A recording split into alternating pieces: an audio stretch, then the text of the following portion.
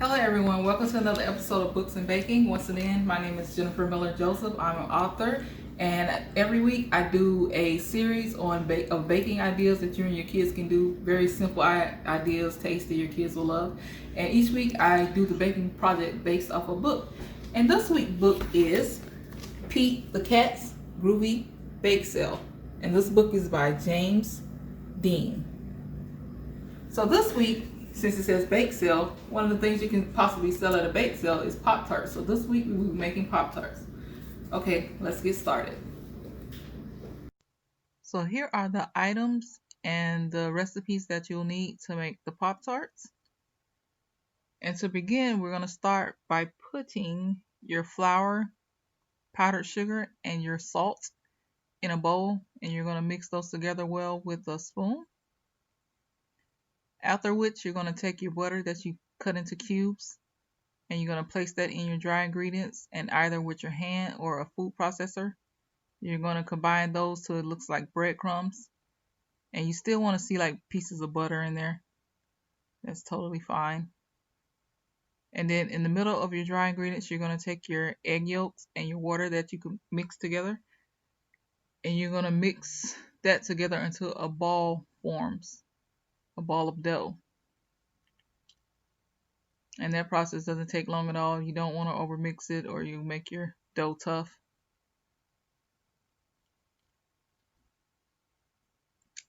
And once you achieve a ball of dough, you are going to take some plastic wrap and you're going to put your ball into some plastic wrap. And I actually like to double wrap my dough to protect it from the cold temperatures of the freezer, so it won't get all dry and flaky on me. It just adds a double layer of protection. And while you're waiting on your dough to chill, you can start making your brown sugar cinnamon filling. And in this container, I have my brown sugar, my cinnamon, and my AP flour, or all-purpose flour.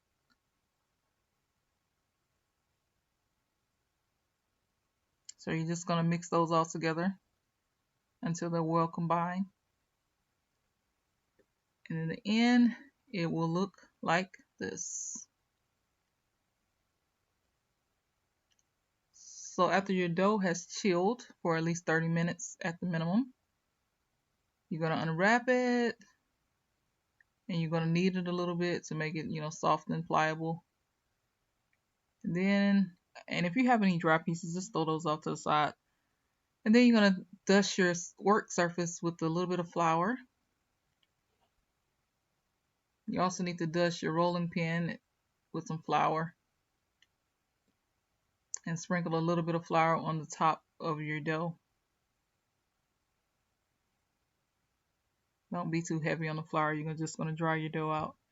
And try as much as possible to roll your dough out into a rectangle. I ended up with an oval, which is fine because you're going to cut off the uneven pieces anyway.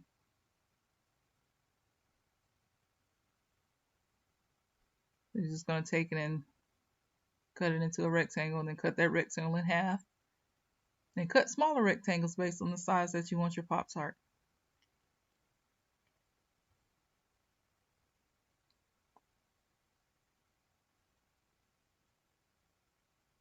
And after cutting all your rectangles, you can take your pastry brush and dust off the excess flour off your rectangles, and then place them on a sheet pan lined with parchment, or if you have a seal pad, you can use a seal pad. So now that all your rectangles are done, you're going to take your egg yolk and mix it a little bit, and then you're going to add a little bit of water.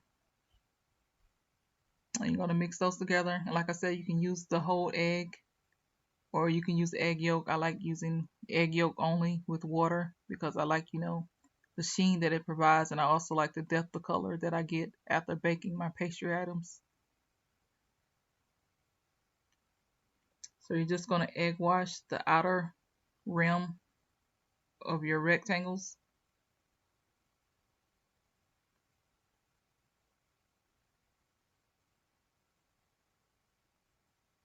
And don't put too much egg wash or that's going to have an adverse effect, and then your dough is just going to slide and your pastry won't seal. So now you're just going to pout on your filling, and I put a lot, particularly of the brown sugar cinnamon filling. You have to be careful when you're using jams and preserves to not put too much filling in the middle, or it will just slide right out. Confession, I actually put too much of my strawberry filling, and I had to take a little bit out.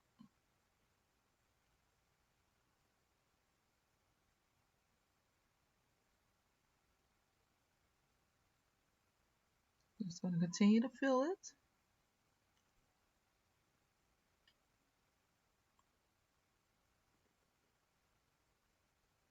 Okay, and once you're finished filling it, you're going to take the other half and you're going to seal the edges by pressing down. And you just do all 4. Well, actually, the recipe I gave you makes 8 Pop Tarts, but I cut my recipe in half and I only came up with 4. So now you're going to take a fork and you're going to seal the edges once again. Or you can take your hands and make a little crimping pattern to seal the edges. I think that would be cute also. Maybe in another video I'll try that method and show you how to do that.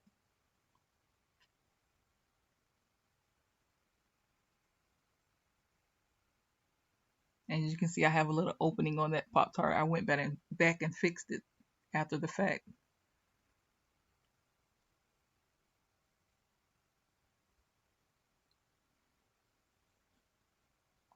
And this is where I told you, a little bit of my strawberry preserves found its way outside of the side of the Pop Tart.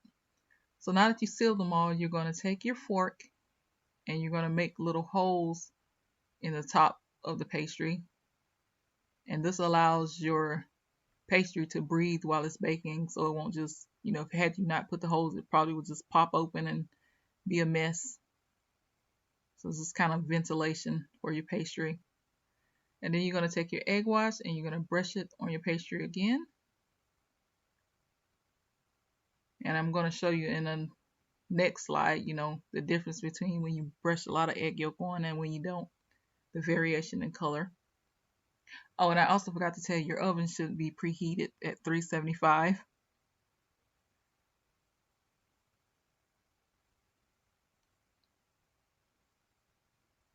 So after you egg wash it, you're just going to pop it into the oven. And this is what it looks like at the oven. The ones on the right was the ones I put more egg wash on, as opposed to the ones on the left. Now, while you're waiting on your Pop Tarts to cool, you can go ahead and start making your glaze. So I have powdered sugar in the bowl and I don't measure.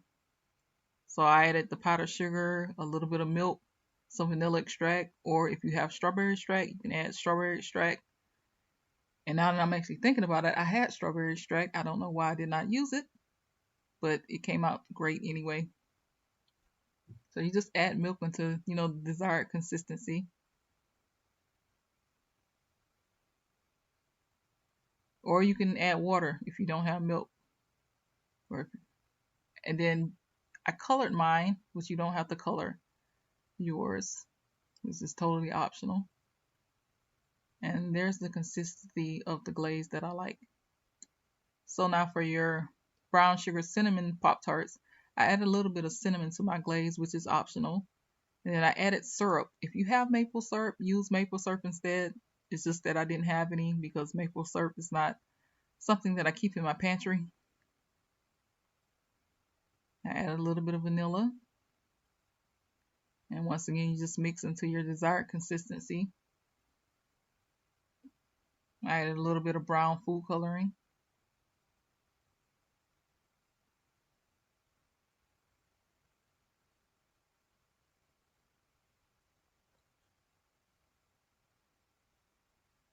And in the end, this is what you end up with. So now that your pastry is cool, you can take your glaze. And I like to spoon my glaze over my pastry as opposed to dipping the pastry in the glaze, because I don't like to get crumbs in my glaze.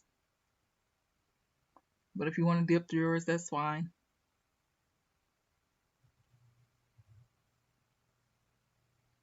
And you're going to do the same thing with your brown sugar cinnamon Pop Tart.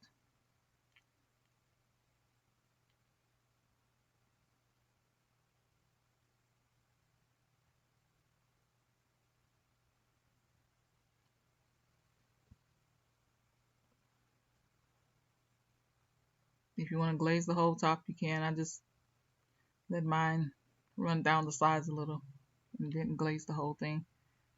And because my kids love sprinkles and they are always eating all my sprinkles, I put sprinkles on the top of my strawberry Pop Tart, but this is optional if you don't like sprinkles, or confetti as they call it.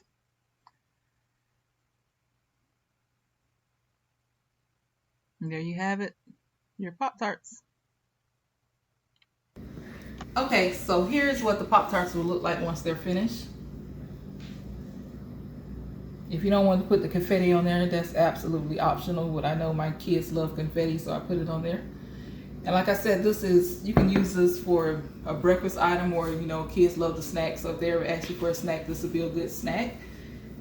And I hope you found this project was simple. I hope you enjoyed the video. Once again, the featured book of this week is Pete the Cat's Bake Sale, and the author is James Dean. And my book is I Can by Jennifer Miller Joseph.